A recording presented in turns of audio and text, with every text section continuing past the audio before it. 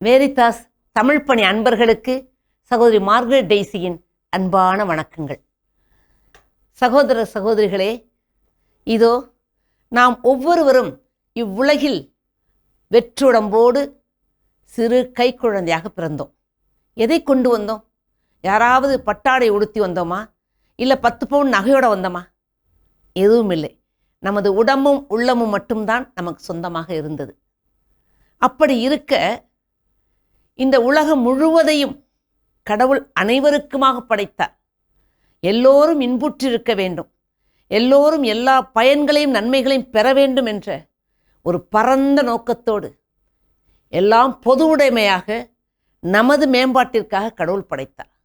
ஆனால் குறுகிய எண்ணம், சுயநலம் தலைதூக்கி எனக்கு எனக்கு நான் தான் என்று எல்லாவற்றையும் சொந்தமாக்கிக் கொள்கின்றோம்.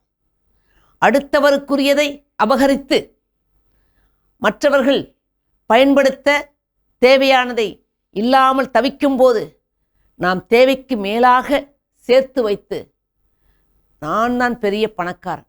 இன்று உலகில் என்ன போட்டி? இந்தியாவிலேயே பெரிய பணக்காரர் யார்?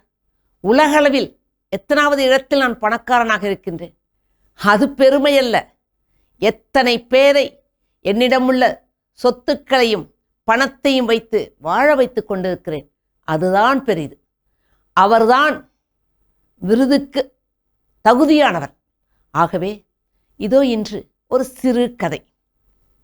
இந்த கதை கண்ணாடி என்ற தலைப்பு.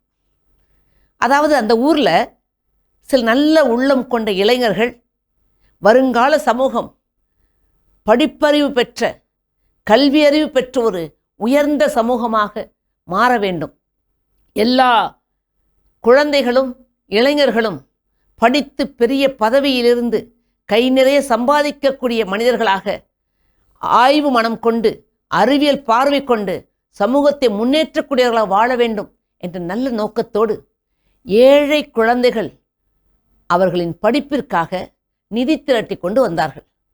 அவர்கள் ஒரு பெரிய பணக்காரரிடம் சென்றார்கள். விளக்கம் கொடுத்து, ஐயா, இந்த ஏழை மாணவர்களின் கல்விக்காக உங்களால் முடிந்த உதவி செய்தால் நன்றாக இருக்கும் என்று வேண்டிக் கொண்டார்கள். ஐயையோ, அந்த பணக்காரர் எச்சி கையால் காக்க விரட்ட மாட்டார். எப்படி தருவார்? கோபமாக கத்தினார். நான் என்ன பிறக்கும் போதா சொத்து கொண்டு வந்தேன்? கடினப்பட்டு உழைத்து உழைத்து வாழ்வில் உயர்ந்தேன், இவ்வளவு சொத்துக்களுக்கு அதிபதியானேன். அதுபோல் அந்த ஏழைகளை உழைக்க சொல்லுங்கள், கடினமாக பாடுபட சொல்லுங்கள், நான் 1 ரூபா கூட தரமாட்டேன் மறுதளித்தார். அந்த இளைஞர்கள் மனம் தளராமல், ஐயா இங்கே வாங்கன்னு கூட்டிகிட்டு போய் அவங்க வீட்டு ஜன்னல், கண்ணாடி ஜன்னல் வழியாக வெளியில் பாருங்க. பார்த்தார். அங்கு சாப்பாடு இல்லாமல் பிச்சை எடுக்கும் பிச்சைக்காரர்கள், கடினமாக உழைத்து நெற்றி வியர்வை சிந்த உழைத்து குறைந்த சம்பளம் வாங்கும் ஏழைகள், வயிற்று பசியோடு கையேந்தி கொண்டு போகும் தாய்மார்கள், இப்படி பலரை பார்த்து உணர்ந்து கொண்டார். மீண்டும் அந்த இளைஞன் அவரை இன்னொரு கண்ணாடி கூட்டி போனார், முகம் பார்க்கும் கண்ணாடி. அவரை பார்க்க சொன்னான். பார்த்தபோது, இப்பொழுது என்ன தெரிகிறது என்று கேட்டார். எனது முகம் தெரிகிறது என்று. ஆம், இரண்டுமே கண்ணாடி, ஒரே பொருள்தான், என்ன வேறுபாடு இரண்டுக்கும் என்று கேட்டார். அந்த பணக்காரர் சொன்னார், இந்த முகம் பார்க்கும் கண்ணாடிக்கு பின்பு வெள்ளீயம், அதாவது சில்வர் நைட்ரேட் என்ற ஒரு வேதிப்பொருள் தடவப்பட்டுள்ளதால் யார் அந்த கண்ணாடி முன் நிற்கின்றோமோ அவர்களைத்தான் அது காட்டும். ஆனால் அந்த ஜன்னல் கண்ணாடி எதுவும் பூசப்படாததால் இந்த பக்கம் பார்ப்பவர்களுக்கு அடுத்த பக்கம் என்ன இருக்கிறது என்று காட்டும். இதுதான் வேறுபாடு என்றார். மிக சரியாக சொன்னீர்கள். ஆம், இதோ இதை வைத்தே உங்களுக்கு ஒரு சிறு மாறல் சொல்ல விரும்புகிறேன் என்று கூறினார். அந்த பெரியவரிடம் அந்த இளைஞன் சொன்னான், ஐயா, இந்த முகம் பார்க்கும் கண்ணாடிக்கு பின்பு வெள்ளீயம் பூசப்பட்டு இருக்கிறதுல்லவா, அதுபோல் உங்கள் மனதும் ஒரு கண்ணாடி. அந்த கண்ணாடிக்கு பின் உங்களது சுயநலம், தான் என்ற அகந்தை, தான் மட்டும் வாழ வேண்டும், அனைத்து சொத்துக்களையும் மேலும் மேலும் நான் எனக்காக சேர்த்து வைக்க வேண்டும் என்ற சுயநல போர்வைக்குள் இருப்பதால் உங்களுக்கு அடுத்தவரின் கஷ்டம் தெரிவதில்லை. உங்களிடம் உள்ளதை பகிர வேண்டும் என்ற ஒரு சேவை மனம் தோன்றவில்லை என்று கூறினார். பணக்காரர் உணர்ந்தார் தன் தவற்றை. அவர்களிடம், மன்னித்துக்கொள், எவ்வளவு பணம் வேண்டும், தருகிறேன். பணக்காரர் தன் தவறை உணர்ந்து அந்த தம்பியிடம், அப்பா தாராளமாக தருகிறேன் என்று 1,00,000 ரூபாயை எடுத்து கொடுத்து ஏழை மாணவரின் படிப்புக்கு உதவுங்கள் என்று முன்வந்தார். இதோடு மட்டுமல்ல, இனி ஒவ்வொரு ஆண்டும் அதிகமாக நான் தருகின்றேன்.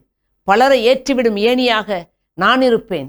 பலரை வாழ்விக்கும் சொத்தாக என்னிடம் உள்ள பணம் பயன்படும் என்று கூறினார். ஆம், இதோ உங்களது மனநிலை எப்படி? உங்களது மனக்கண்ணாடி எப்படி? அடுத்த பக்கம் உள்ள தேவையில் இருப்போரை பார்க்கக்கூடிய மனமா? அவர்களுக்கு உதவக்கூடிய மனமா? இல்லை, சுயநலம், நான் மட்டும் வாழ வேண்டும் என்ற எண்ணம் கொண்ட வெள்ளியத்தால் பூசப்பட்ட மனக்கண்ணாடியா? சிந்திப்போம். ஏன் நாமும் இந்த பணக்காரரை போல் மனமாறி 4 பேரை வாழ வைக்கலாமே? எப்படி? நீங்கள் வாழ வைப்பவரா அல்லது உங்களை மட்டும் வாழ வைத்துக் கொண்டிருப்பவரா? மீண்டும் உங்களை சந்திக்கும் வரை உங்களிடமிருந்து விடைபெறுவது சகோதரி Margaret Daisy. Radio Veritas Tamil சேனல்ல இருக்க மேலும் பல வீடியோக்களை பார்க்க லைக் பண்ணுங்க, ஷேர் பண்ணுங்க, சப்ஸ்கிரைப் பண்ணுங்க. மறக்காம பெல் ஐக்கனை கிளிக் பண்ணிடுங்க.